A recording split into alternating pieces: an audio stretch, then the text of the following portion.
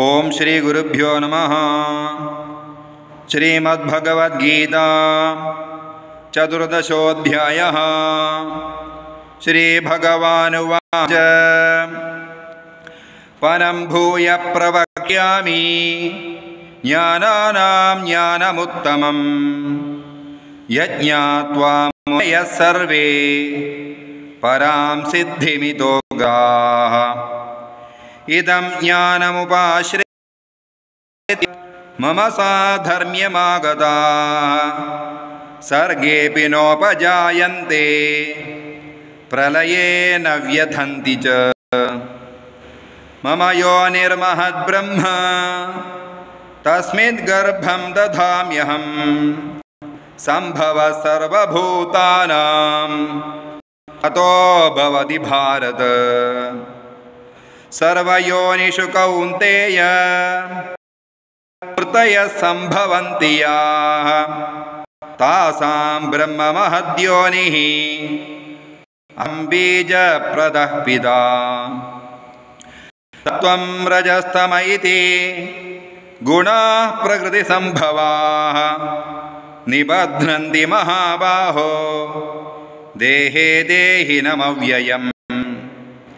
तत्र सत्त्वं निर्मलत्वात् प्रकाशगमनामयं सुखसङ्गेन बध्नाति ज्ञानसङ्गेन चानघ।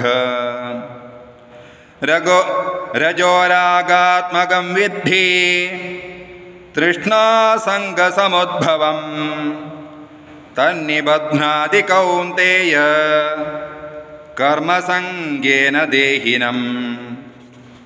तमस्त्वज्ञानजं विद्धि मोहनं सर्वदेहिनां प्रमादालस्य निद्राभिः तन्निबध्नाति भारत। सत्त्वं सुखे संजयति रजः कर्मणि भारत ज्ञानमावृत्य तु तमः प्रमादे संजयत्युत। रजस्तमश्चाभिभूय सत्त्वं भवति भारत रजःसत्त्वं तमश्चैव तमःसत्त्वं रजस्तथा। सर्वद्वारे प्रकाश उपजायते ज्ञानं यदा तदा विद्यात् विवृद्धं सत्त्वमित्युत। लोभः प्रवृत्तिरारम्भः कर्मणामशमः रजस्येतानि जायन्ते विवृद्धे भरतर्षभ। अप्रकाशो प्रवृत्ति च प्रमादो मोह एव च तमस्येतानि जायन्ते विवृद्धे कुरु नन्दन। यदा सत्त्वे प्रवृद्धे तु प्रलयं यान्ति देहभृत् तदोत्तमविदां लोकान् अमलान् प्रतिपद्यते। रजसि प्रलयं गत्वा कर्मसङ्गे तथा प्रलीनस्तमसि मूढयोनिषु जायते। कर्मणः सुकृतस्याहुः सात्विकं निर्मलं फलं रजसस्तु फलं दुःखम् अज्ञानं तमसः फलम्। सत्त्वात् संजायते ज्ञानं रजसो लोभ एव च प्रमोहो तमसो भवतो ज्ञानमेव च। ऊर्ध्वं गच्छन्ति सत्त्वस्था मध्ये तिष्ठन्ति राजसाः जघन्यगुणवृत्तिस्था अधो गच्छन्ति तामसाः। नान्यं गुणेभ्यः कर्तारं यदा द्रष्टानुपश्यति गुणेभ्यश्च परं वेत्ति मद्भावं सोऽधिगच्छति। गुणानेतानतीत्यत्रीन्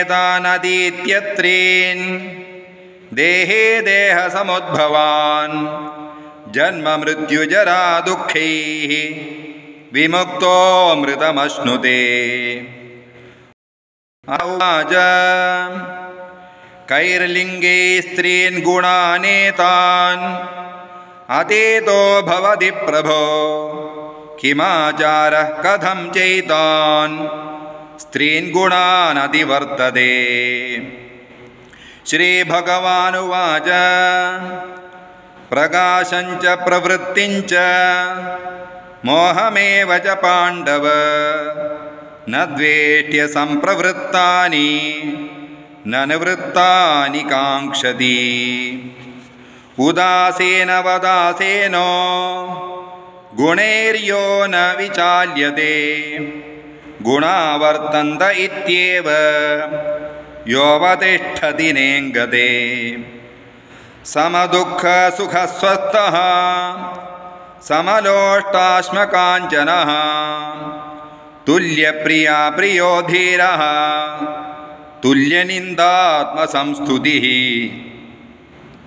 मानापमानस्तुल्य तुल्यो मित्रारिपक्षयोः सर्वारम्भपरित्यागी गुणातीतः स उच्यते। माञ्चयो व्यभिचारेण भक्तियोगेन सेवते स गुणान् समतीत्यैतान् ब्रह्मभूयाय कल्पते। ब्रह्मणो हि प्रतिष्ठाहम् अमृतस्य व्ययस्य च शाश्वतस्य च धर्मस्य सुखस्यैकान्तिकस्य च। ॐ तत्सदिति श्रीमद्भगवद्गीतासु उपनिषत्सु ब्रह्मविद्यायां योगशास्त्रे श्रीकृष्णार्जुनसंवादे गुणत्रयविभागयोगो नाम चतुर्दशोऽध्यायः। ओम।